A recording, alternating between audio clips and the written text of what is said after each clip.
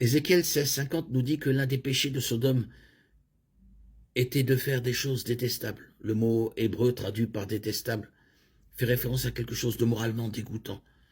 C'est le même mot utilisé dans Lévitique 18,22, où l'homosexualité était une abomination.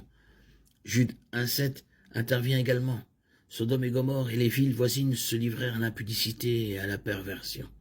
Ainsi, encore une fois, bien que l'homosexualité ne soit pas le seul péché de Sodome et Gomorrhe, elle semble être la principale raison de la destruction de ces villes. Ceux qui tentent d'expliquer les condamnations bibliques de l'homosexualité prétendent que le péché de Sodome et Gomorrhe était l'inhospitalité. C'est l'un des péchés. Les hommes de Sodome et Gomorrhe étaient certainement inhospitaliers. Il n'y a probablement rien de plus inhospitalier qu'un viol collectif homosexuel. Mais prétendre que Dieu a détruit deux villes et tous leurs habitants simplement parce qu'ils étaient inhospitaliers revient à ignorer certains détails évidents de l'histoire. Sodome et Gomorrhe étaient coupables de bien d'autres péchés, mais l'homosexualité fut la principale raison pour laquelle Dieu déversa du feu et du soufre sur ces villes, les détruisant complètement ainsi que tous leurs habitants. À ce jour, la région où se trouvait Sodome et Gomorrhe reste un terrain désolé. Sodome et Gomorrhe sont un puissant exemple de ce que Dieu pense du péché en général et de l'homosexualité en particulier.